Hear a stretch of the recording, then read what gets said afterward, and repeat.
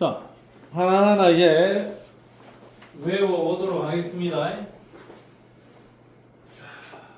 생물체의 구성물질, 이거 동학과학 시간에도 배웠었는데 조금은 더 자세하게 나와 있다. 자, 탄수화물은 주요 에너지원입니다. 자, 탄수화물은 에너지원인데 그 종류가 단당류 하나 당 하나짜리, 그 다음에 2개짜리 2당류, 그 다음에 흡수 많이 붙어있는 다당류, 단당류, 2당류, 다당류로 분류를 할 거고, 단당류는 딱 한 개의 당 하나짜리야. 하나짜리 예로 포도당, 과당, 갈락토스. 이름만 알아도 됩니다. 구조는 몰라도 돼요. 자, 포도당, 과당, 갈락토스인데 얘네들은 공통점은 일단 6탄당이에요. 6탄당. 탄소 6개로 이루어진 6개. 자, 포도당, 과당, 갈락토스.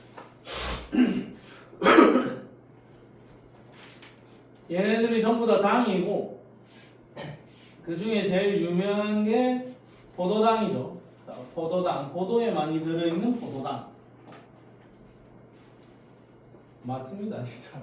여기 포도당이 포도에 많이 들어있다 그러면 사람들이 아니야? 무슨 하는 대도 안 하지. 그 생각하는 사람들이 있던데 맞습니다. 자, 포도에 많이 들어있는 포도당, 과당, 갈락토스. 얘들은 단당류. 그것만 알면 돼, 그냥. 크게 중요한 건 아니야. 그 다음에 2당류에는 엿당, 설탕 알지? 그 다음에 젖당. 요 세 개가 있는데 요게 시험 문제 됐을 때 시험 문제 될 가능성이 매우 높고 시험장에서 굉장히 헷갈릴 수 있습니다. 자, 엿당은 포도당 플러스 포도당, 설탕은 포도당 플러스 과당, 젖당은 포도당 플러스 갈락토스, 젖갈, 설과, 엿포 뭐 이렇게 외우더니 말고 알아서 하세요. 나는 좀 헷갈리더라.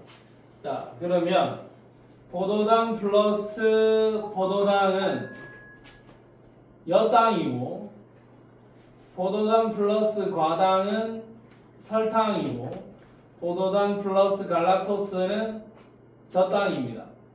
뭐 필요는 없지만 오늘 집에 가서 심심하면 요 정도는 같이 해볼 수 있습니다. 그냥 네이버나 아니면 제미나이한테 젖당은 어떻게 생겼니? 젖당 구조, 갈락토스의 구조, 과당의 구조, 포도당의 구조, 이렇게 구조 한번 그려봐줘 물어보면 구조 한번 살펴봐도 괜찮습니다. 근데 우리는 생명과학 이거 뭐 세포와 물질 대사 파트에서는 구조까지 다루진 않는다. 요 아들 이름만 정확하게 알면 돼. 요거 한 문제 나올 건데 요거 실수 안 하면 한 문제 맞춥니다. 요거 D 보기 중에서 니은 보기 하나가 이게 나온다고. 2당류 물어볼 가능성이 매우 높다. 포도당은 엿당, 과당은 설탕, 그 다음에 갈락토스. 포도당, 과당, 갈락토스 순서대로 그대로 외우고 엿당, 설탕, 젖당, 엿당, 설탕, 젖당 순서대로 외우면 엿당은 포도당, 설탕은 과당, 젖당은 갈락토스. 요거 기억을 하나 해주면 한 문제 맞출 수 있다 이거죠. 자, 그 다음에 다당류. 수많은 단당류가 결합해 있는 사슬 구조. 여기 다당류가 억수 많이 붙어 있는 거야. 그러면 생명체의 구성 성분이 되거나 아니면 에너지를 저장하고 있는 형태가 된다. 가장 대표적인 게 다당류의 대표 주자는 녹말. 식물이 에너지를 저장하고 있는 형태, 녹말. 그 다음에 글라이코젠. 글리코젠이라고 우리가 불렀었는데 1학기 때는 아니다. 내만 그렇게 불렀었는데 포도당을 여러 개로 뭉쳐서 동물이 저장하고 있는 형태가 글라이코젠입니다. 만약에 혈당량이 높으면 인슐린이 분비가 돼가지고 포도당을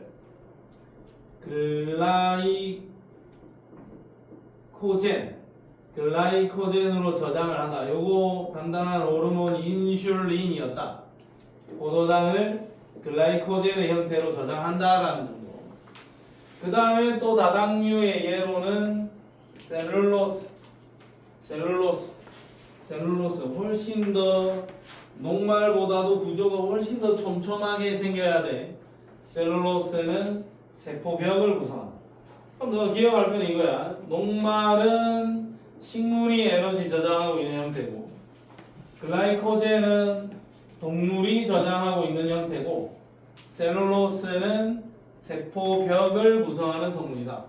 셀룰로스는 세포벽의 구성 성분이다. 녹말, 글라이코젠, 그 다음에 셀룰로스. 여기까지 알면은 한 문제 맞출 수 있습니다. 그 다음에 이 여백에 줄 하나 꺼놓고 갈게요.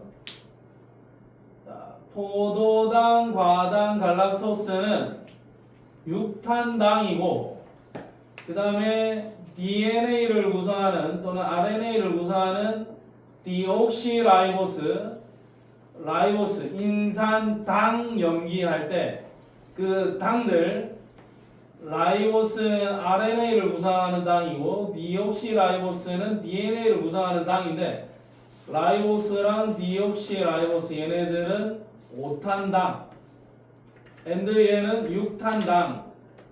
6탄당에는 포도당, 과당, 갈락토스, 얘네들은 6탄당, 5탄당. 여기까지도 이야기할 수도 있습니다. 자, 그러면 탄수화물 요거 외워두면 한 문제 맞추는 거고. 자, 그 다음에 지질이면은 지방이다. 영어에는 체지방률이 얼마니? 저요? 12%. 12%는 낮은 건가? 재겸이 몇 프로쯤 될 것 같나? 30까지나. 아니 12는 진짜 12는 진짜 낮은 편이야. 약간 그렇게 하는 편. 아직 평균보다 살짝. 나는 몇 프로가 될 것 같아? 선생님이요? 난 한 30% 되겠지. 네, 알겠습니다.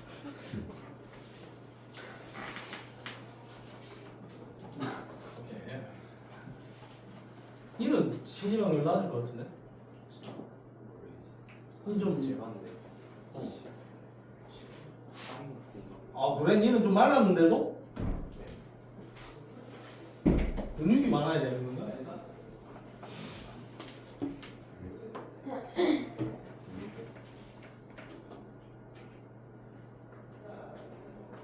나는 체지방률 30% 한번 예상해 본다. 30% 이상. 재경아, 니도 마찬가지일걸? 자, 그 우리가 말하는 지방은 그게 지질이야. 기름 덩어리들이죠. 비계 덩어리. 지방이니까 물에 잘 안 녹고, 물에 안 녹습니다. 기름이 물에 섞이지 않듯이 유기용매에 잘 녹는다. 그럼 우리가 일반적으로 그냥 지방이라고 하는 아이들, 통상적으로 이제 지질인데, 크게 이야기하는 게 중성지방, 요게 우리 피하 지방, 비계. 1분자의 글리세롤과 3분자의 지방산. 글리세롤, 지방산 3개.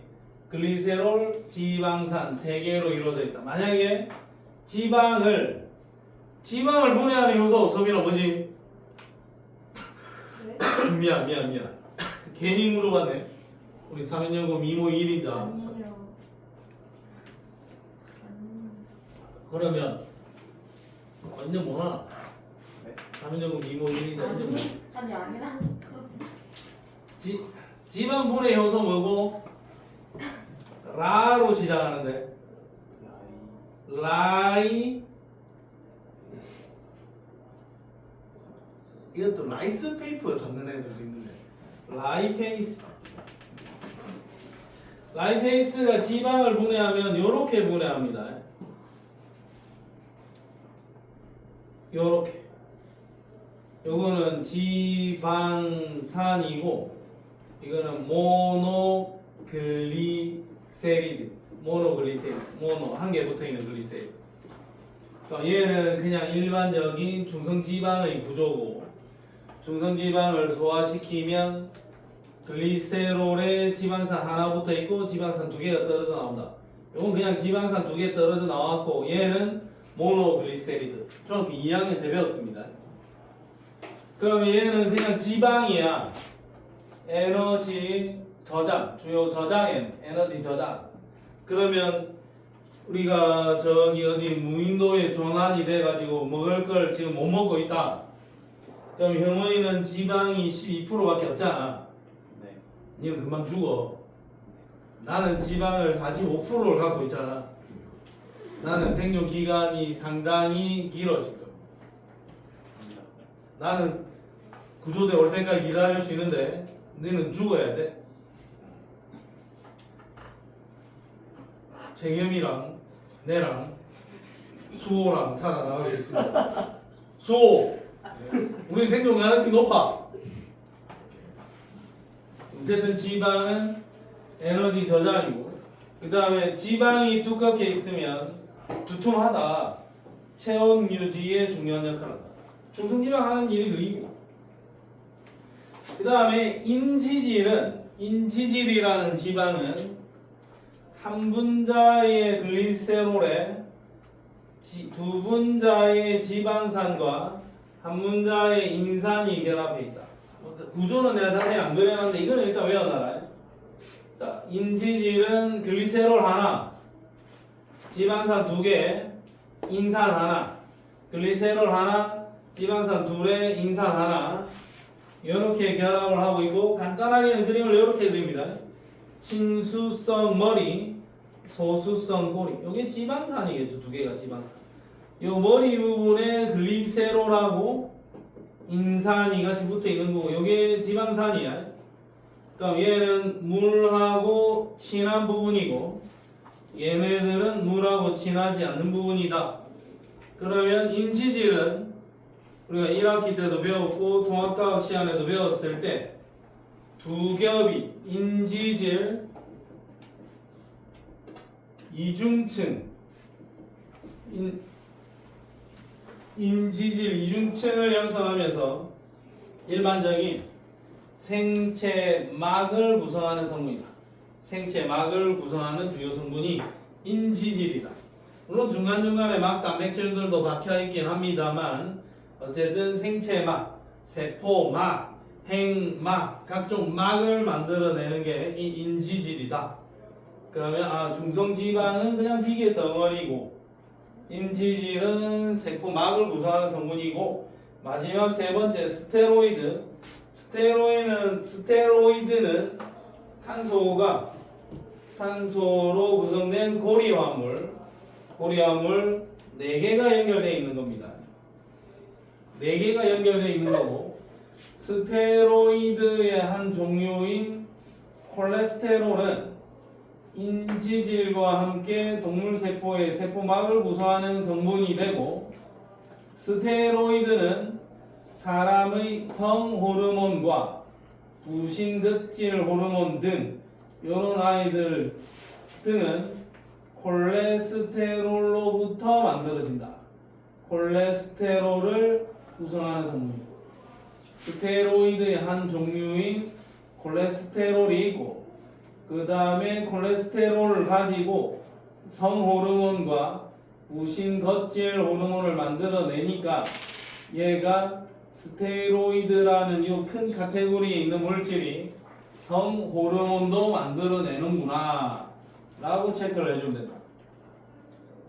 여기서 굳이 시험에 내자면 스테로이드보다는 중성지방에 요거 글리세롤 1개, 지방산 3개, 인지질에 글리세롤 1개, 지방산 2개, 인산 하나, 친수성 머리, 소수성 꼬리 요런 부분을 가지고 시험 문제를 낼 가능성이 높다. 별거 없다 일단. 자, 밑에 그림 하나 보겠습니다. 중성지방은 그냥 지방인 거고, 중성지방은 그냥 지방인 거고, 중성지방. 와.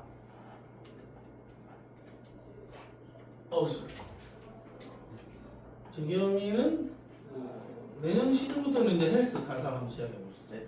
아. 아, 나 맹신고등학교에 내 그 흔적이 아직 남아 있을 텐데. 내 옛날에 내 이름 새겨 놓고 왔는데 병행봉에다가 내 이름 새겨 놓고 왔는데. 아직도 그 철봉 옆에 병행봉 있냐? 그 병행봉에서 내가 살았잖아 3년 동안. 그래서 내가 병행봉 위에서 막 밥도 먹고 과자 먹고 막 항상 병행봉에 매달려 살았던 것 같습니다. 병행봉 밑둥에 내 이름 그 새겨 놓고 왔는데 혹시 병행봉 모르니 이거 있잖아 이거.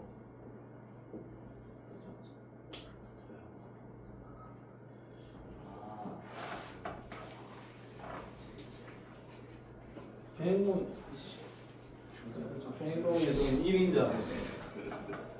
요새 그 학생들 중에 병행봉에 매달려가지고 왔다리 갔다리 하고 있는 애들 없냐 혹시? 왔다리 갔다리. 병행봉 뭐 모르니 병행봉? 아. 병행봉 이렇게 매달려가지고 네. 매달려가지고 그래서 몸을 이렇게 쫙쫙 반동을 주면서 뒤로 팔을 쭉 뻗은 상태로 뒤로 몸 쫙 갔다가 뒤로 이까지도 간다 막 뒤로 이까지 갔다가 팔을 딱 내리면서 쫙 타고 여기서 올라오면서 팔을 쭉 밀면서 몸이 쫙 여기 올라가잖아 이렇게. 그래서 또 막 이까지도 막 올라가고 이까지도 올라가거든. 이까지도 올라가고 막 이랬어요. 그래 이렇게 한 바퀴 돌아 나오기도 하고 뒤로 다시 또 앞으로 가서 막 돌아 나오기도 하고 병원에서 살았는데. 나 명신고등학교 내가 조만간에 우리 후배들 위해서 내가 한번 방문해가지고 추태를 한번 보여주러 가도록 하겠습니다. 자, 요새 병원 안 하냐? 인지질 이중층. 그냥 포인트는 그거야. 중성지방은 에너지 저장하고 체온 유지. 인지질과 중간중간에 인지질 사이에도 막혀있는 이 콜레스테롤은 세포막을 구성하는 성분이고, 인지질이 특히나 이중층을 형성하면서 생체 막을 이룬다. 인지질 이중층 사이에 콜레스테롤도 박혀있다. 콜레스테롤은 스테로이드의 일종이다. 라는 정도까지 외우면 끝나는 거야 이거는. 자, 오케이. 됐다. 더 이상 여기서 하나 이거 말고 시험 문제 나올 게 없다. 자, 뒤로 가보자. 자, 그 다음에 또 여기도 통합과학 시간에 배웠던 건데 통합과학에 배웠던 걸 또 이야기를 하고 있습니다. 단백질은 몸을 구성하는 성분이고 대부분의 생명활동에 관여한다. 생명활동에 관여하는 이유는 우리 몸에서의 호르몬, 항체, 효소, 이 아들 싹 다 단백질을 가지고 만듭니다. 이런 아이들이 항상성 유지, 방어작용, 물질 대사 이런 것들이 전부 다 관여를 할 거잖아요. 그러면 생명활동에 관여한다. 이거 단백질이 하는 일이다 이거죠. 단백질의 기본 단위체는 아미노산, 아미노익 애시드, 자, 아미노산, 단백질은 아미노산으로 이루어져 있다. 아미노익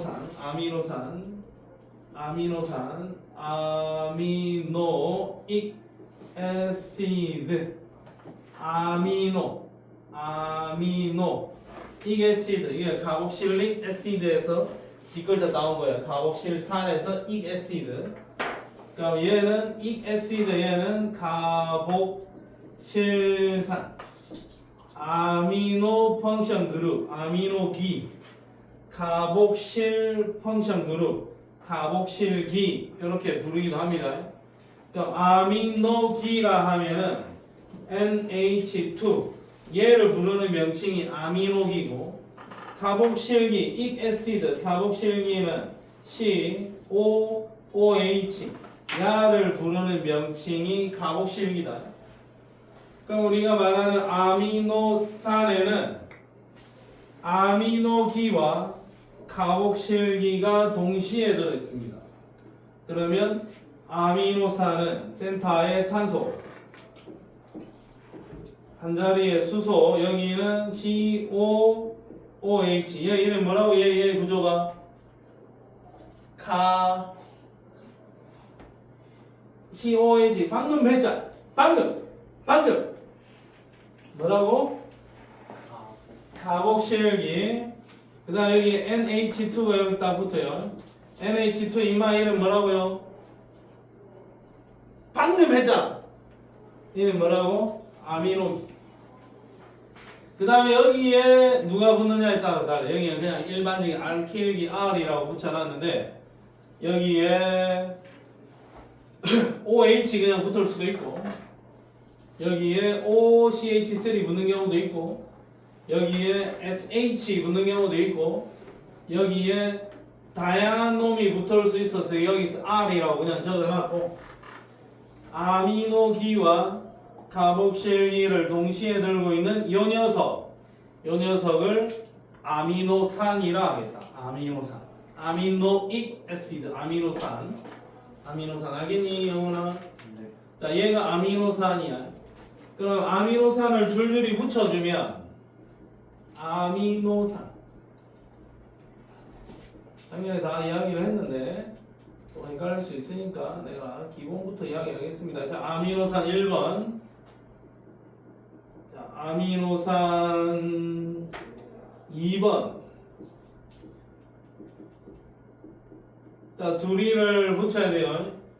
자 둘이를 붙이려면은 내가 지금 형원이랑 손을 좀 잡아서 우리가 결합을 했으면 좋겠는데 나는 여기에 보드마카를 들고 있고 형원이는 샤프를 들고 있어서 우리가 손을 잡을 수가 없죠. 자 우리 손 잡자. 어떻게? 내려놓고 손을 잡으면 됩니다. 내려놔야 손을 잡겠죠. 내려놔야 여유 공간이 생기니까 결합을 형성할 수 있겠지. 자 그러면 1번 아미노산에서 내려놔 얘를 내려놔 OH를 내려놓으면 여기 손이 하나 놀겠네요. 자 2번 아미노산은 수소를 하나 내려놔. 그럼 여기도 손이 하나 놀겠네요. 그러고 나면 1번 아미노산과 2번 아미노산이 결합을 해. 그러면 붙었어. 그 과정에서 빠져나온 거는 물이 하나 빠져나왔죠. 물 분자가 하나 빠져나오면서 아미노산 두 개가 붙었다. 그리고 요 결합 부위 요 결합은 무슨 결합이니? 아니 화학적으로 질문했을 때 화학적으로 봤을 때 무슨 결합이니? 결합의 종류는 두 가지가 있어요. 공유결합과 이온결합이 있어. 이거 무슨 결합이니? 공유결합이야. 공식적으로 화학적으로 봤을 때는 탄소 비금속과 질소 비금속의 만남이니까 이게 공유결합이야. 근데 공유결합인데 그 생물하나들이 요 공유결합을 단백질을 형성하는 결합이다라고 해서 요 놈의 이름을 펩타이드 결합이라고 명칭을 붙여놓은 거예요. 저는 펩타이드 결합이라는 게 있는 건 아니야. 저건 공유결합이야. 근데 이 결합의 명칭이 펩타이드 결합이다. 물 문자 하나가 빠져나왔다. 그러면 두 개의 아미노산이 한 덩어리로 붙었다. 그러면 붙는구나. 그럼 여기 아미노산 1번, 2번 붙여주고 3번 아미노산도 붙이고 4번 아미노산도 붙이고 5번 아미노산도 붙이고 잘 붙여나가겠죠.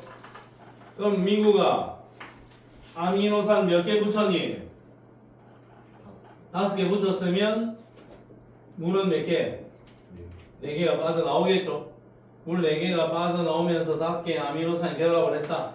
그러면 줄줄이 굉장히 많은 수의 아미노산이 달라붙으면 얘를 폴리펩타이드라 하겠다. 폴리펩타이드는 억수로 많이 붙여놨다는 거고 얘는 아직까지 단백질이 아닙니다. 자, 폴리페타이드 만들어졌지?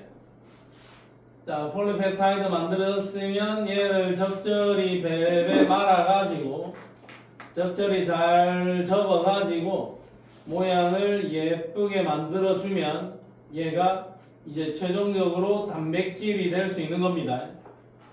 자, 1차 구조 그냥 단순 폴리페타이드인 거고 2차 구조는 나선처럼 베베 꼬이기 시작하는 게 이게 2차 구조고 3차 구조는 이제 접어서 입체 구조가 되어야 되는 거고 4차 구조는 3차 구조의 폴리페타이드가 2개 이상 모여서 형성된 어떤 복합적인 구조물을 의미하는 거야. 요까지는 내가 잘 모르겠습니다. 솔직히 여기까지 굳이 이야기를 강조를 할지 안 할지 모르겠으나 그 교과서에 있는 내용들 살펴보고 1차, 2차, 3차, 4차 구조까지도 용어를 기억을 해놔야 될 수도 있어요. 자, 그냥 단순히 우리가 내용만 보면 1차 구조는 폴리펩타이드, 2차 구조는 돌돌 말아놓은 거, 3차 구조는 접어서 입체 구조된 거, 4차 구조는 입체 구조된 거 2개, 3개 뭉쳐놓은 거예요. 그럼 얘가 이제 본격적인 어떤 입체적인 특징을 가지는 모양을 가지면서 기능을 하는 단백질이 될 수 있는 거죠. 자, 그러면 단백질의 기능 첫 번째, 생물체를 구성한다. 손톱, 머리카락, 뼈 할 것 없이 전부 다 단백질을 가지고 만든다. 효소와 호르몬, 주성분이 단백질이다. 항체의 주성분 단백질이다. 방어작용합니다. 자, 그리고 단백질 급할 때는 에너지원으로도 이용을 해야 됩니다. 근데 단백질이 에너지원으로 이용이 되면 단백질이 그 뭐냐 그 운동하나 하죠. 단백질 손실? 근손실 사태. 근손실은 뭐야? 근육이 왜 빠져? 근육 속에 있는 백질 응. 올려서 오, 그럼 근손실을 이렇게 해야 돼? 아니요. 그래? 그러면 단백질을 많이 먹으면서 운동을 해야 근손실이 안 일어나겠네. 그 운동을 적당히 해야 돼요. 아, 적당히 해야 돼. 백질을 쓰기 전까지. 아, 근손실이 일어나지 않을 만큼만 운동을 하라. 그럼 내가 오늘 헬스장에 가서 하루에 10시간씩 30일 내리 개근을 하면 오히려 근손실이 일어날 수도 있겠네. 재경아, 얘는 근손실 걱정 하지 말고 운동하면 된다. 알겠죠? 아니, 나도 운동 좀 해야 돼. 나도 좀 웨이트 트레이닝을 한번 해서 쉐르만 이런 거 한번. 아이고 우리야 3대 300 뭐 이런 거 한번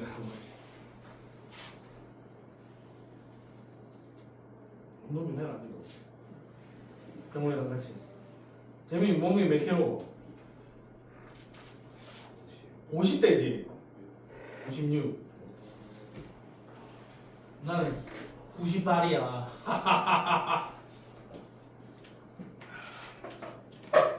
니 72. 네. 자, 72. 67? 이거 말랐네. 혜민이는 아 비밀인가? 오케이 알겠습니다. 자, 생물체를 구성한다. 서민 몇 킬로야? 네? 50킬로 넘니? 아니요. 안 되나? 오케이. 효소와 호르몬의 성분이다. 혜민 50킬로 넘니? 안 되나? 50킬로 안 되나? 키가 얼만데? 67. 키 160이면 50킬로 넘어야 되는 거 아니야? 오케이. 상체의 주성분이다.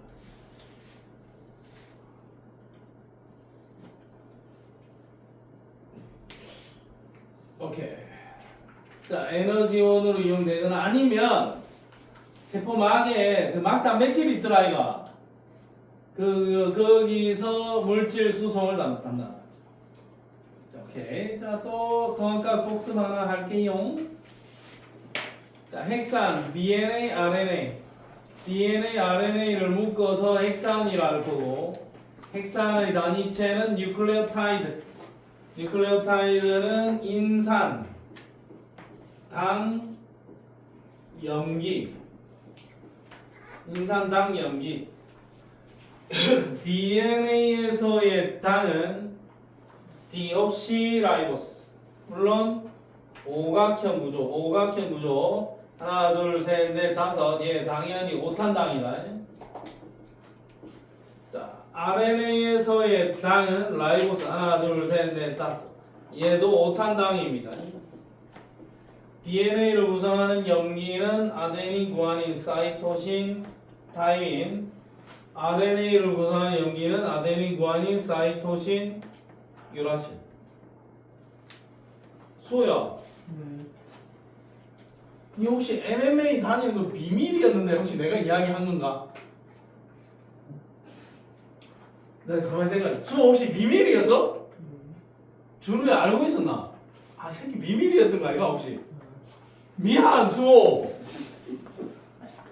아, 내 비밀로 조용히 가서 이제 운동하고 막 좀 다이어트도 하고 하려 했는데 내가 수호 MMA 파이팅! 내가 막 이렇게 해가지고 내가 수호 입장을 곤란하게 만든 거 아닌가 좀 방금 불현듯 좀 생각이 나네. 수호야, 수호로 막 내 욕한 거 아이가? 아니에요. 저 새끼 조용히 하게 왜 하는 거야 미친놈. 조용히 MMA 저번 주부터 다녔는데 이제 아 새끼 빡치게 하네. 저 비밀이 없네 저 새끼 저거 막. 그거 아니야. 아 근데 수호한테 좀 불현듯 미안한데 조용히 다니고 싶을 수도 있잖아. 오케이. 유전 정보를 수호 미안. 유전 정보를 전달하고 단백질 합성하는데 과연하는 게 RNA, DNA, RNA. 디옥시리보스, 라이보스, 인산, 당, 염기. 여기는 뭐 특별한 내용이 없다. 자 뒤로 가서 문제 2개만 풀고 바로 다음 챕터로 또 넘어가 볼게요. 아우 쉽네. 쉬울 때 우리 열심히 잘해봅시다. 15쪽으로 와서 5번 문제.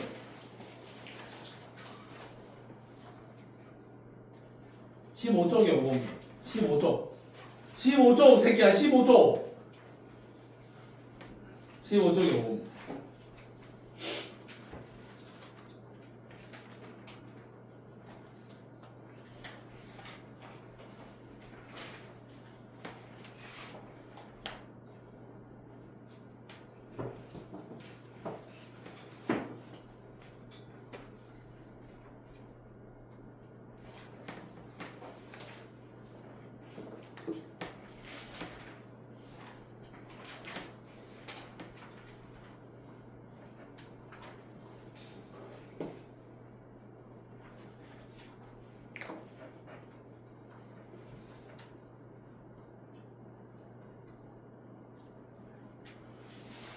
자, 민구가 몇 번?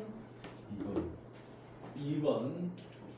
자, 가는 인산당 염기 얘는 뉴클레오타이드 맞고 기억은 당이 맞고 그 다음에 DNA죠. DNA니까 요 염기에 유라신이 있겠냐? 없다. 유라신은 RNA 있다. 나머지 문제들 싸그리 다 풀어보세요. 자, 그 다음에 16페이지에 2번 문제 스타트.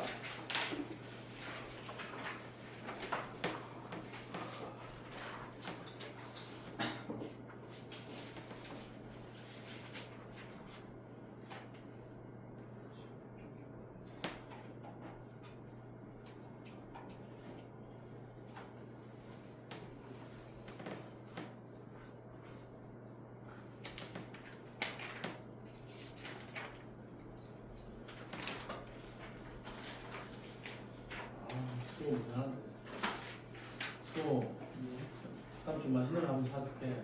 미안. 아, 내 생각하니까 수고 비밀일 수도 있을 것 같아. 나한테 걸리면 비밀은 없다.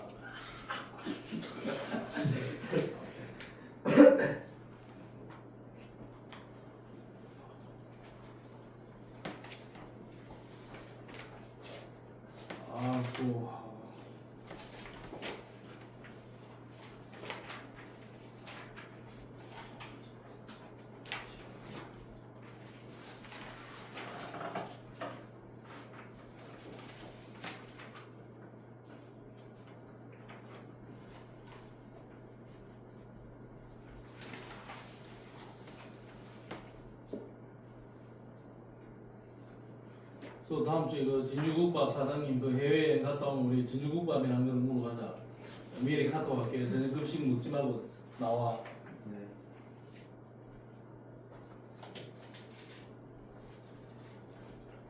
형원아 몇 번? 모르겠습니다. 혜미랑 몇 번? 응? 조용히 하고 있을까? 우리 재겸이 몇 번?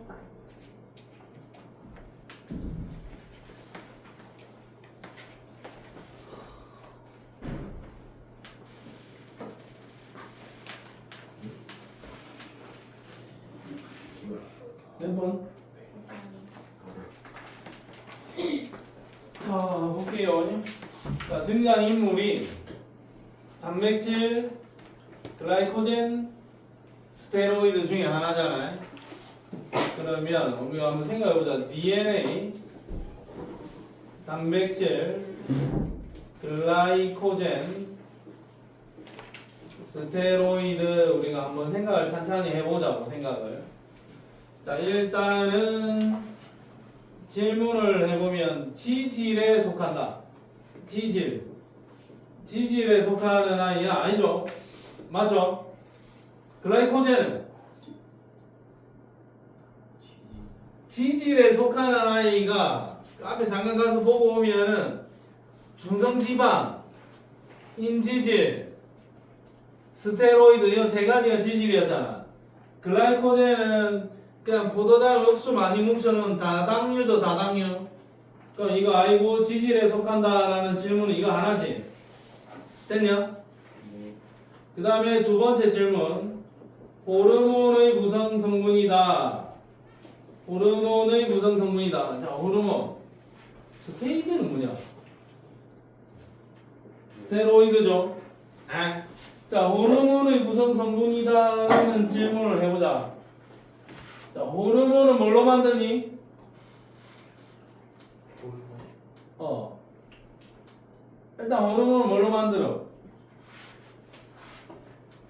DNA. 단백질을 만든다. 호르몬은 단백질을 만든다. DNA 가지고 호르몬 만드는 거 아니다. 글라이코젠 아니고 스테로이드는 그 호르몬의 구성 성분이 된다 그랬죠.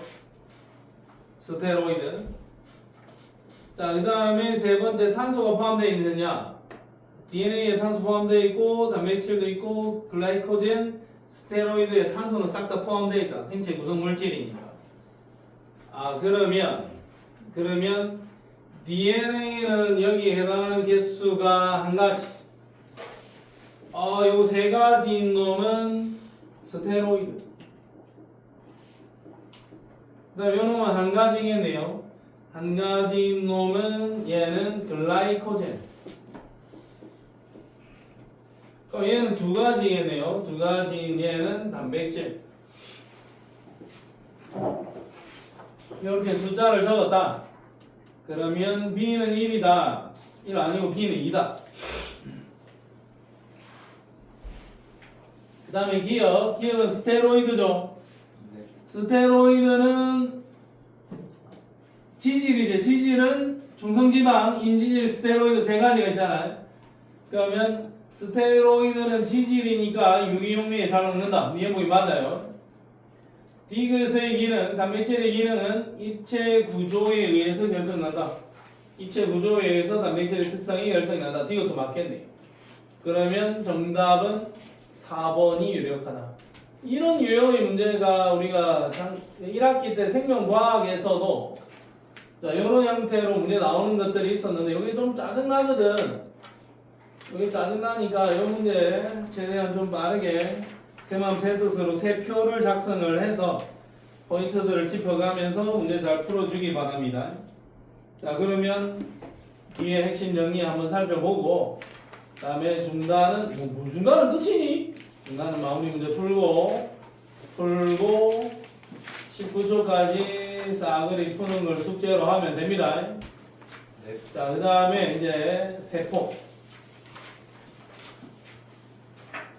왠지 이 그림도 봐봐, 요 그림 이제 요 그림 우리 통합과학 책에도 그대로 있었던 것 같지 않냐 이거? 세포의 구조. 통합과학책에 그대로 있었습니다. 이제 이 그림도 그대로 있었던 것 같지 않냐 이거? 통합과학책에. 네. 통합과학책이네. 자, 세포의 연구 방법 한번 보겠습니다. 여기서도 시험 문제 하나 나와요, 그냥. 쌤이 뭐요? 응? 이거 어떻게 생긴 거죠?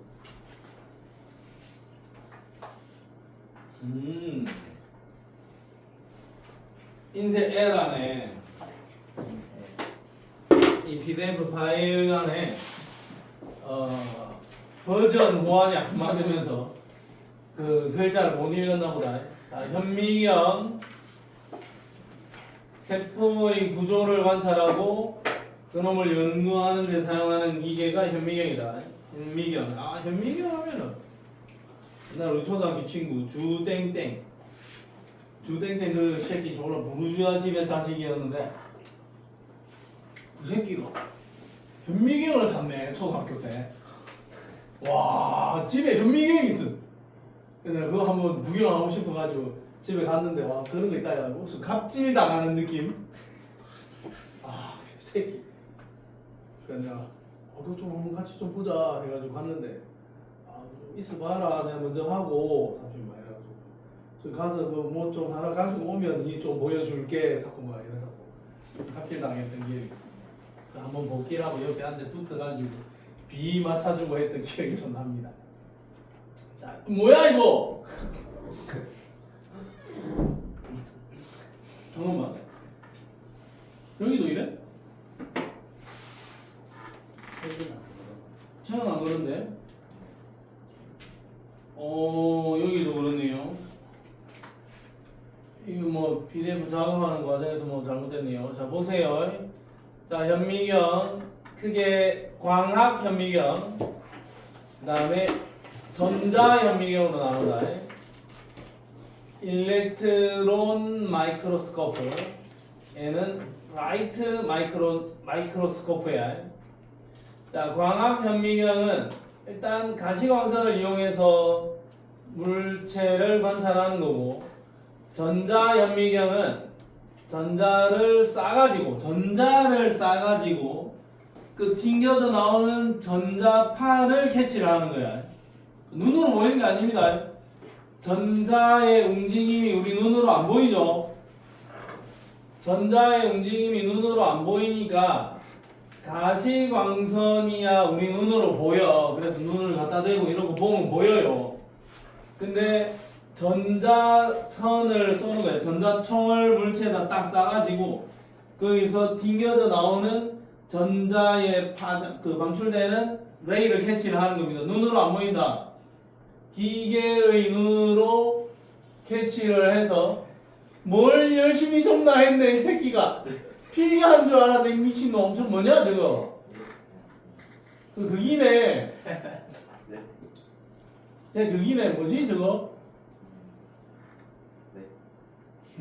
저거 뭐더라? 도라에몽이네. 그래 도라에몽. 뭘 열심히 적나 했네.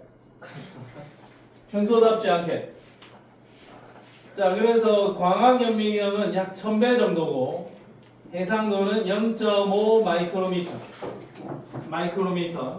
마이크로미터라 하면은 10의 마이너스 6승 미터고 나노미터면 10의 마이너스 9승이야. 그럼 얘보다는 얘가 1000배 더 센 겁니다. 1000배. 야는 수백만 배, 수십만 배 관찰할 수 있다. 근데 전자현미경 중에서 트랜스미션 전자현미경이 있고 스캐닝 전자현미경이 있다. TEM, 그 다음에 SEM 이렇게 두 가지로 나누는데 투가 전자현미경은 일단 포인트가 이거야. 여기 포인트 잘 해놔라.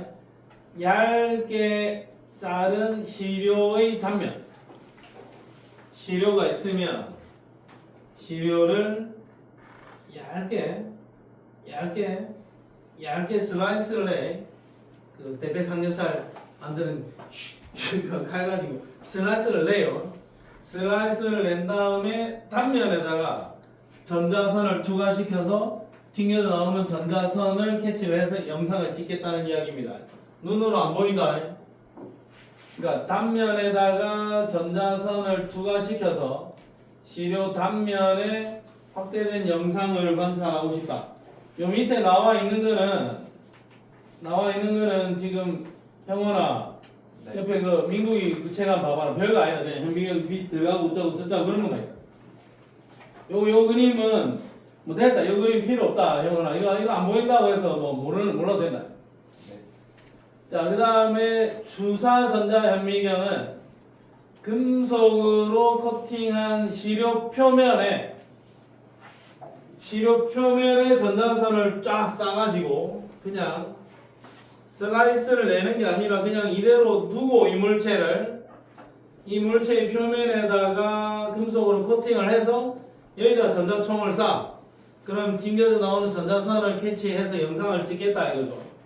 그래서 요거는 포인트가 시료 표면의 입체 영상을 관찰한다. 얘는 단면 영상을 보겠다는 거고 얘는 표면의 입체 영상을 보겠다라는 이야기입니다. 자, 그래서 얘네들이 실제로 찍었을 때 자, 내가 어떤 세포를 찍어보면 주사 전자 현미경 주사 스캐닝이야. 자, SEM 같은 경우에는 이런 모양으로 나타나. 이거 입체 구조가 이렇게 그려져요. 그 다음에 TEM 같은 경우에는 잘라서 여기 안에 있는 단면의 모습을 볼 수 있는 거예요. 슬라이스를 해가지고. 그러면 단면의 영상을 잘라서 단면을 찍었는데 그 단면을 차근차근 많이 찍으면 어떻게 되겠노? 내부 구조를 확인할 수 있겠죠. 사람도 마찬가지야. 저번에 나는 그런 거 하지 않겠지만 이런 것도 있습니다. 장기 기증을 말고 내 죽고 나면 시신 기증을 병원에다 하기도 하잖아. 그래서 내 시신 기증을 했는데 이런 사람이 있더라. 이런 걸로 이용되는 시신. 요건 내가 하기 싫어. 시신을 기증을 했는데 이 시신을 어디에 활용을 할 거냐면 신체 단층 촬영에 활용하겠다 이거야. 그래서 이걸 어떻게 하냐면 일단 굉장히 강력한 급속 냉동실에 집어넣어서 얼려서 요 위에서부터 슬라이스를 해나가. 끝까지 전부 다 슬라이스를 해. 야, 좀 충격적이다 지금. 슬라이스를 요 정도로 슬라이스를 해요. 요 정도로 1mm 단위로 슬라이스를 해. 그래서 슬라이스를 해서 단면 사진 찍고 또 슬라이스해서 단면 사진 찍고 슬라이스 내가지고 단면 사진을 착착착 내가다 보면 여기서부터 요 끝까지 사진을 싹 다 뭉치면 이 인체 내부 구조 그림이 쫙 나오겠죠. 여기서부터 쫙 타고 올라가면 그런 느낌입니다. 얘가. 그래서 저 의학 발전을 위해서 시신 기증 함부로 할 게 아니구나. 요거 슬라이스 내고 나면 이제 어떻게 하냐면 가족들에게 인계합니다. 진짜 좀 너무하잖아 이거는. 가족들에게 시신 그거 수술하라고 가족들에게 인계한다. 그럼 뭐 대패 삼겹살 한 뭉탱이 들고 가는 것도 아니고 이거 들고 가야 돼. 야 할래? 나 이건 안 한다. 이런 거 이런 데 활용이 되기도 하더라고. 자, 그래서 그래서 기억을 해놔라. 투과 전자 현미경은 단면 영상 보는 거고 주사 전자 현미경은 표면의 입체 영상 보는 거다. 이건 둘 다 전자를 이용한 현미경인데 투과 전자 현미경이 해상도가 좀 더 뛰어나다. 그 다음에 광학 전자 현미경은 가시광선으로 그냥 그대로 보는 겁니다. 그래서 세포의 모양과 크기, 핵 염색체, 엽록체 등을 그냥 관찰하는 거고 해상도가 낮아서 미세 구조는 관찰할 수 없습니다. 살아있는 세포를 직접 관찰할 수 있고 우리가 가시광선을 이용을 해서 시료를 보는 거니까 색깔 관찰 부분이 가능하겠고 그 다음에 염색을 하면 특정 부분을 좀 더 뚜렷하게 볼 수도 있을 거야.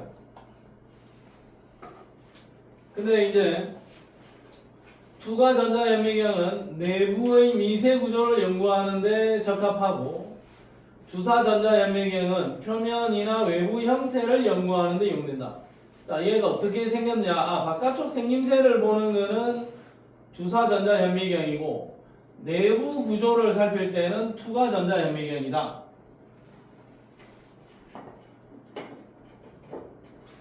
왜 이래? 왜 이래?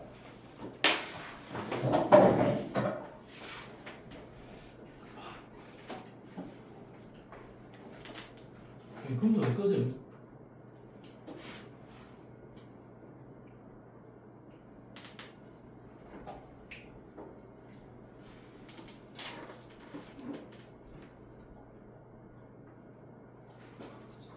그러면 브레이크 타임.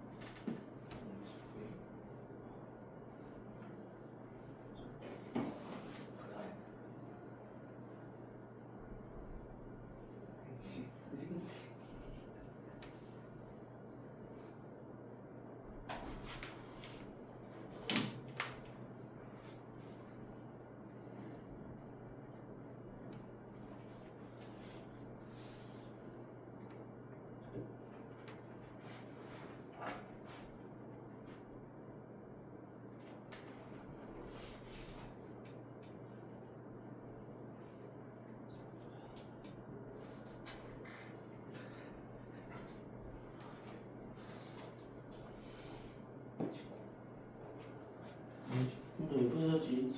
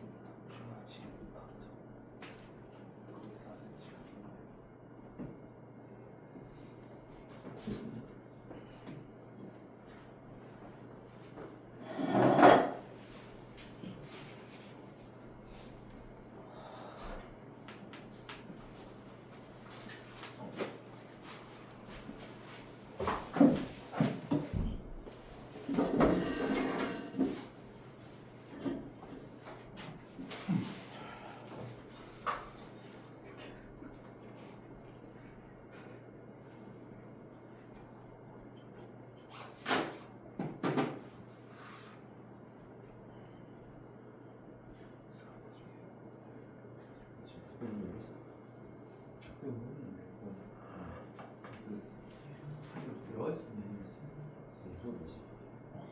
그건 다 알겠잖아.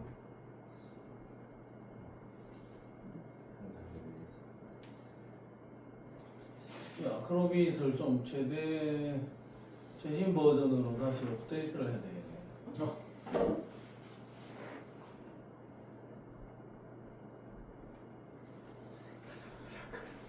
전화 좀 받아도 되겠습니까? 응. 어디? 누군데? 친구. 어? 친구.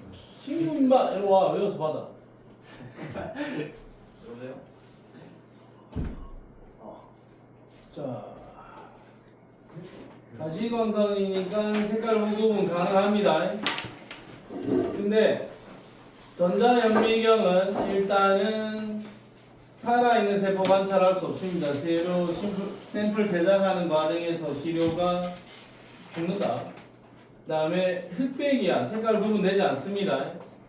근데 이건 눈으로 보이는 게 없어요. 사실 우리가 눈으로 쳐다봤을 때 뭔가 보이는 건 없어. 그러니까 전자가 튀어나오는 거를 다시 이미지화해서 우리가 봐야 되는 거야. 그래서 화면을 통해서만 관찰이 가능하지 우리가 이게 눈에다가 저반 렌즈에다가 갖다 대가지고 물체를 볼 수 있는 건 아니다. 그런 정도 이야기하고 있네요. 자, 그 다음에 뒤로 한번 가보겠습니다. 뭐 이런 거는 그냥 재미삼아 한번 읽어나 보세요. 자, 그 다음에 물질을 추정하는 방법 중에서 자기 방사법, 자기가 아니라 자기 방사법이야. 이거는 진짜 좀 대단한 기술인 것 같긴 한데 참 놀랍습니다. 이것도 살펴보면 방사성 동위원소로 표지된 화합물. 자, 방사성 동위원소의 대표적인 I로는 삼중수소 아니면 질량수 14짜리 탄소 이런 아이들이 있습니다. 삼중수소. 원래는 기본 수소가 질량수 1짜리 수소고 기본적인 탄소는 질량수 12짜리 탄소야. 그러니까 얘도 수소고 얘도 수소인데 얘는 중성자가 두 개 더 많이 있어요.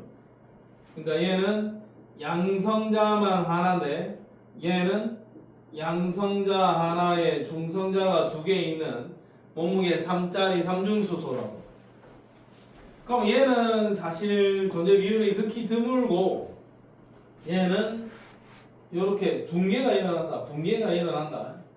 자, 붕괴가 일어나는 과정에서 얘네들이 레이를 방출하는데 그 방출하는 레이를 일반적으로 우리는 방사선이라고 부르고 이런 방사선을 방출할 수 있는 원소들을 방사능이 있다고 이야기할 거고 이런 원소들을 방사성 동위원소라고 부릅니다. 얘 둘이 동위원소 관계야.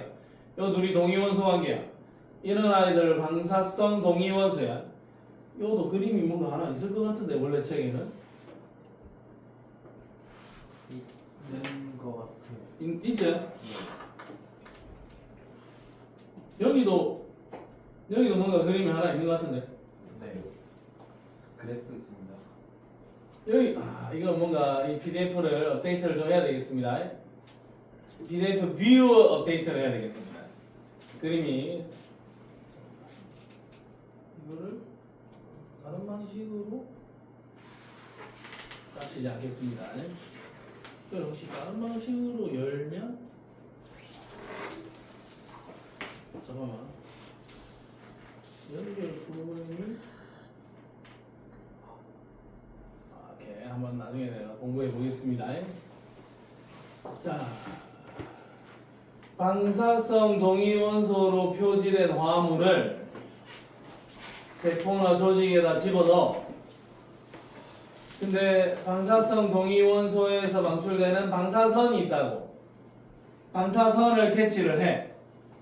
방사선을 디텍팅 해내면 얘가 어디로 가는지를 우리가 추적할 수가 있다 이거죠. 자, 예를 들어서 이건 뭐 혈관 조형술 샀고 이런 데도 많이 사용이 되는데 자, 예를 들어서 이런 것들도 있다. 나도 이거 보면서도 좀 신기했는데 자, 내 혈관이 요렇게 혈관이 막 보여요. 혈관을 뭐 이렇게 찍어보면 이렇게 뭐 혈관이 있어서 이렇게 보인다. 요리도 가고 요리도 가고 요리도 가는 모세혈관들이 보여. 근데 여기에다가 피에다가 혈관 조형술이라 해서 형광물질이나 방사선 동위원소를 여기다 다 집어넣어가지고 같이 흘려보내는 거야.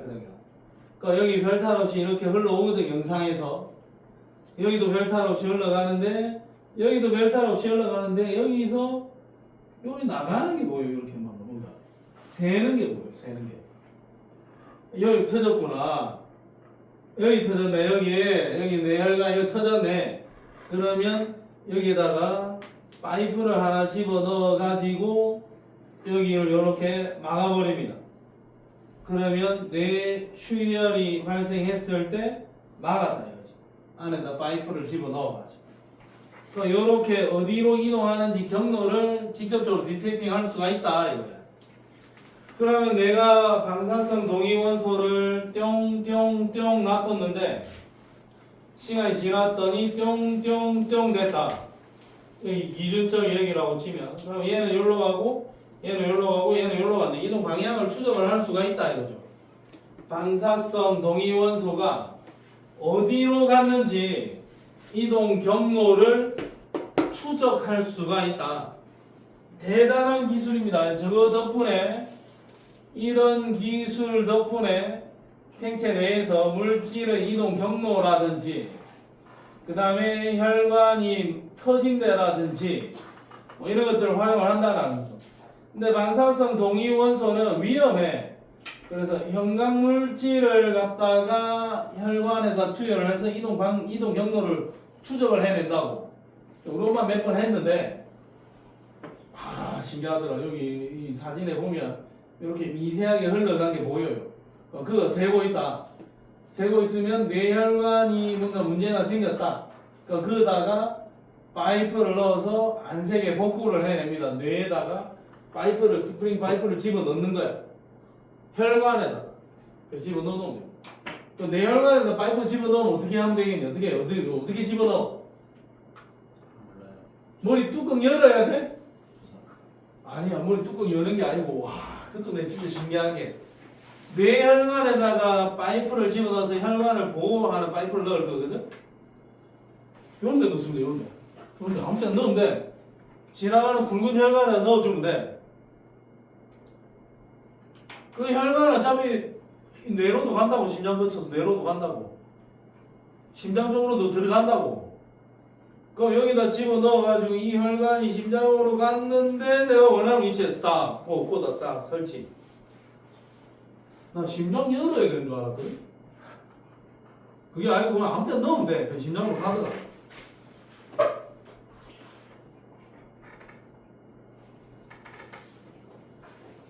자, 그러면 이거를 우리가 식물에서 이용을 해보면, 자, 단백질의 합성 분비 경로를 내가 알고 싶다. 또는 광합성과 세포호흡의 결과 유전 물질 연구를 알고 싶다. 그러면 자, 내가 한번 해보는 겁니다. 방사성 동위원소 14짜리 탄소를 이용을 해서 내가 거치면 소포체, 그 다음에 골지체를 거쳐서 골지체에서 만들어진 분비 소낭을 거쳐서 세포 밖으로 빠져나갈 거잖아. 그러면 기억이 잘 안 나겠지만 포인트만 볼게요. 자, 봐라. 핵 속에서 DNA가 있고 DNA가 RNA로 전사된 다음에 RNA가 실실 빠져나오겠죠. 그러면 소포체 이동 경로를 따라서 지나간 다음에 소포체에 있는 라이보솜에서 단백질을 합성한 다음에 골지체를 타고 골지체에 잠시 저장을 해놨다가 분비소낭을 타고 세포 밖으로 나간단 말이야.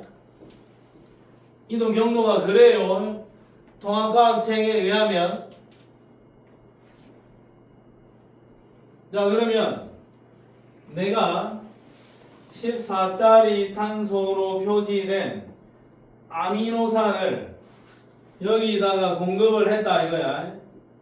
그러면 소포체 중에서도 정확하게는 거치면 소포체에 라이보솜이 있거든. 그러면 그 아미노산은 소포체 그 중에 라이보솜에서 처음에 많이 발견이 되겠지. 그래서 최초 많이 발견되는 위치는 거친면 소포체에서 많이 발견된다. 그러니까 방사선이 많이 튀어나온다 이거죠. 자, 그러면 거친면 소포체에서 단백질이 합성이 되고 나면 얘는 어디로 가겠니? 골지체로 가겠죠. 그러면 골지체에서는 거의 발견이 안 되었는데 시간이 좀 지나면 골지체 쪽에서 많이 발견이 된다. 거치면 소포체 양이 줄어들고 골지체 쪽에서 많이 발견이 된다. 근데 또 시간이 지나면 골지체에서 또 어디로 넘어가니? 분비소낭으로 넘어가죠. 그러면 처음에는 거의 발견되지 않았는데 나중에는 어디에서 많이 발견된다? 분비 소낭에서 많이 발견이 된다. 그러면 내가 처음에 14짜리 탄소얘를 거치면 소포체에다 많이 넣었는데 시간이 좀 지났더니 골지체에서 발견이 되는 거고 시간이 좀 지났더니 분비 소낭에서 발견이 되죠. 그럼 내가 넣어준 14짜리 탄소는 거치면 소포체, 다음은 골지체, 그 다음은 분비 소낭을 통해서 세포 밖으로 빠져나갑니다. 얘의 이동 경로를 확인할 수 있다 이겁니다. 대단한 녀석이죠. 대단한 녀석이죠. 직접 들어가 보지 않더라도 반사성 동위원소의 그 분비되는 양을 통해서 확인할 수가 있다. 그러면 자기 방사법 요걸 이용해서 찾을 수도 있다. 세포의 구조나 물질 대사에서 이동 경로를 확인할 수도 있다. 자, 그 다음에 세포 분획법. 세포를 갈기갈기 찢어. 세포를 갈기갈기 찢어서 나눈 다음에 원심 분리기를 이용해서 세포 소기관을 분리를 하는 겁니다. 막 잘기잘기 찢어. 그런 다음에 원심 분리기에 넣고 배배 돌리는 겁니다. 여기 그림이 있는데 영원아 좀 아쉽네. 그림이 보여야 되는데. 보고 있습니다. 자, 배배 돌리다 보면 원심 분리기라고 하면 밀도 차이에 의해서 물질을 분리하는 거야. 자, 그러면 밀도 차이에 의해서 분리를 하는데 이 그림에 의하면 자, 책을 잘 보세요. 제일 먼저 동물세포 분리를 했지. 원심 분리기로 분리를 하는데 제일 처음에는 한 1000G 정도로 돌렸죠. 중력 가속도의 1000배 정도로 돌리면 그 와중에 제일 밀도가 큰 놈이 밑에 깔릴 겁니다. 제일 먼저 누가 깔렸다냐? 핵이 깔렸어. 핵과 세포 찌꺼기 침전인데 포인트는 이제 핵이죠. 그 다음에 한 2만 G까지 올렸어요. 2만 G까지 올려놓으면 일단 핵은 걷어냈다. 그 다음에 2만 G까지 올리면 밑에 깔리는 게 누구니? 마이토콘드리아가 깔렸죠. 그 다음에 마이토콘드리아 걷어내고 나서 8만 G까지 끌어올렸지. 회전 속도를. 그러면 세포막과 내부막 조각이 침전이 되고 15만 G까지 끌어올렸을 때 제일 마지막에 누가 나왔냐? 라이보솜이 나왔죠.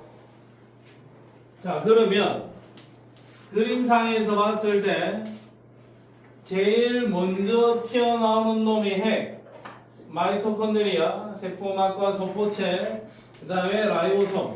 이게 밀도 순서다 이거죠. 그러면 식물세포를 가지고 똑같은 실험을 해봐도 돼. 세포벽은 제거된 식물세포를 가지고 해보면 제일 먼저 핵이 깔리고 마이토콘드리아 깔리기 전에 엽록체 먼저 침전되고 세포막과 내부막, 라이보솜. 라이보솜이 이 중에서는 세포 소기관 중에서 밀도가 제일 작나봐. 자, 이렇게 침전이 된다 이거. 알겠니? 네. 자, 요거 순서 2개 그대로 기억을 해놔야 될 것 같아요. 문제를 풀려면. 그래서 세포를 연구할 때 세포 분획법 요걸 이용하기도 한다. 자기 방사법 이용하기도 하고 그 다음에 제일 대표적인 거는 현미경을 이용해서 연구합니다. 자, 그 다음에 요거 하나 갈게요. 오늘 여기까지만 하겠습니다. 자, 요거 세포의 크기 측정. 대물 렌즈와 대물 마이크로미터와 저반 마이크로미터 이건 눈으로 쳐다보는 거고 이거는 물체에 갖다 대는 거야. 자, 그러면 배율이 뭐 100배, 200배, 300배 뭐 여러 가지 조건이 있을 건데 자, 어쨌든 포인트는 그겁니다. 내가 저반이든 대물이든 간에 물건을 바라보든 간에 나는 어차피 같은 물체를 보고 있는 거잖아. 그러면 예를 들어서 저반 마이크로미터랑 대물 마이크로미터가 같이 연결이 되었다. 그럼 얘가 위에 있는 게 혹시 저반이면 저반에는 4칸, 대물 마이크로미터에는 8칸하고 4칸이 이렇게 일치를 했다. 저반 마이크로미터 4칸하고 대물 마이크로미터 8칸이 정확하게 일치를 했어요. 그러니까 어쨌든 여기하고 여기는 전체적인 길이가 어때? 같잖아. 그러면 저반 마이크로미터의 칸수 곱하기 한 칸의 크기는 이 대물 마이크로미터의 칸수 곱하기 한 칸의 크기 이거 어떻게 했니? 같아야 된다 이거지. 자 예를 들어서 저반 마이크로미터는 4칸이고 한 칸의 크기가 5다. 근데 대물 마이크로미터는 지금 칸수가 8칸이죠. 그러면 한 칸의 크기가 얼마다? 2.5다. 이 관계가 성립을 해야 된다라는 거야. 요거는 접안이고 얘는 대물 마이크로미터야. 그러면 내가 여기에서 식을 적어 놓은 게 뭐냐면 저반 마이크로미터에서의 한 칸의 길이는 저반의 칸수분의 대물의 칸수 곱하기 대물의 한 칸의 길이다. 이렇게 적어놨다고. 자, 그럼 봐라. 저반 마이크로미터의 한 칸의 크기는 저반의 한 칸의 크기는 접안의 칸수 분의 대물 마이크로미터의 칸수 곱하기 대물 마이크로미터의 한 칸 크기 요 식이 된다라는 거야. 근데 나는 개인적인 생각에 요 식이 더 헷갈려 이거. 요 식이 더 헷갈려서 그냥 저반 칸수 곱하기 크기 대물 칸수 곱하기 크기 이렇게 그냥 다이렉트 바로 가는 게 좋아요. 자 그러면 내가 이제 실제 예를 한번 보여줄게. 예를 자 이대로 그대로 가는 거야. 자, 예를 하나 보여줄게요. 자 보세요.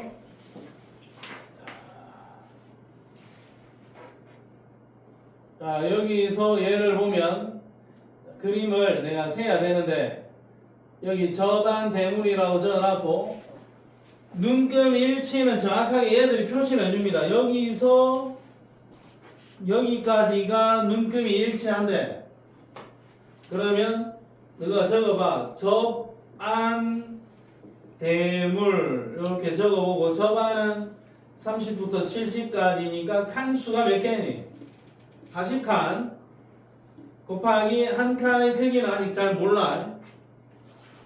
근데 대물 마이크로미터는 뭐 맞나? 하나 둘 셋 넷 5칸 여기 5칸이면 몇 칸?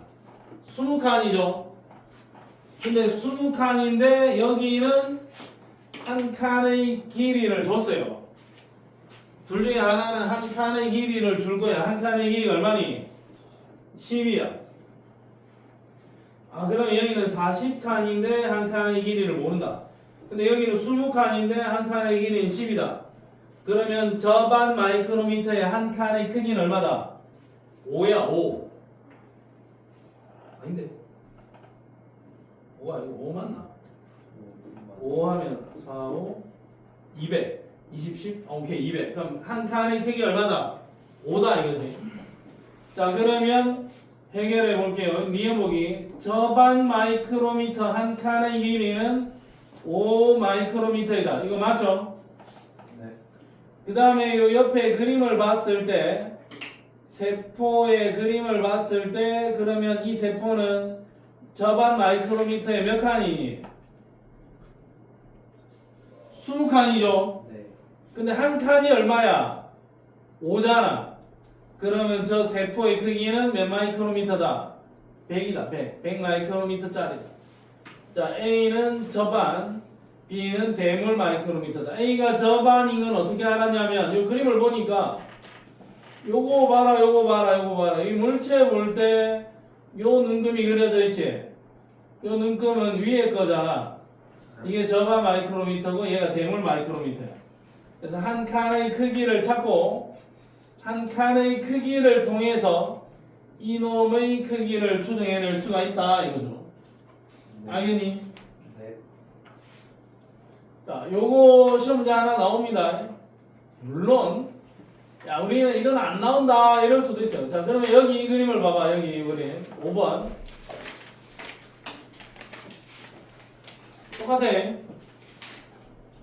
여기하고 정확하게 일치하는 상황이야.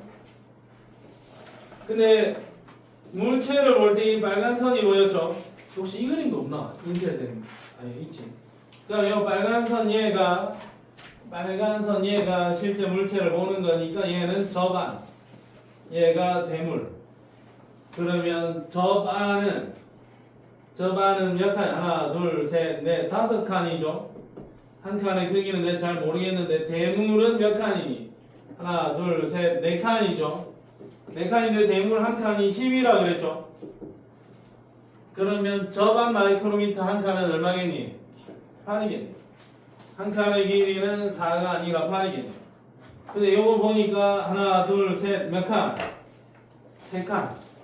3칸이면 얼마다? 24. 한 칸이 8이니까. 인정? 그럼 저 세포의 크기는 몇 마이크로미터다?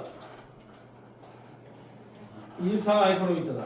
자, 대물렌즈의 비율을 확대해서 200배 확대했어요. 200배.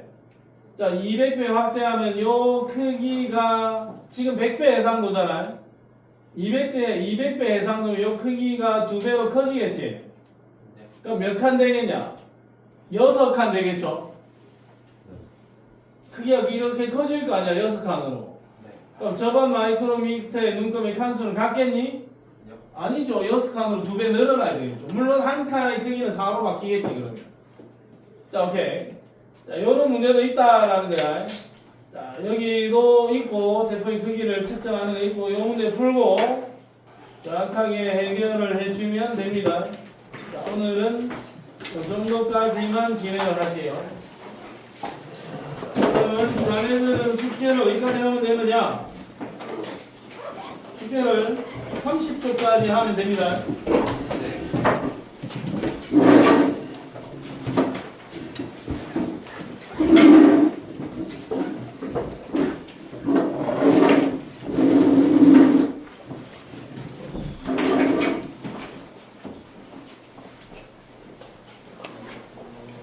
잘 가.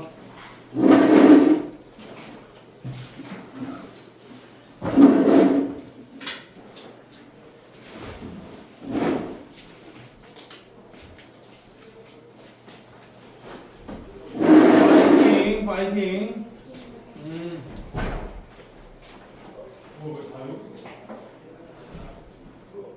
대기실 여기 아니야? 아, 홍수 딱 둘이서 있던 거야? 아니 니네 안 오길래 나는 아니, 나 지금 집에 있길래 나안 왔지. 여자애들. 저기 누구 니네 있어? 오기가 기다려. 와, 홍수 알았다. 뭘 알았어 새끼야. 홍수 알았다. 괜찮아. 홍승 왜?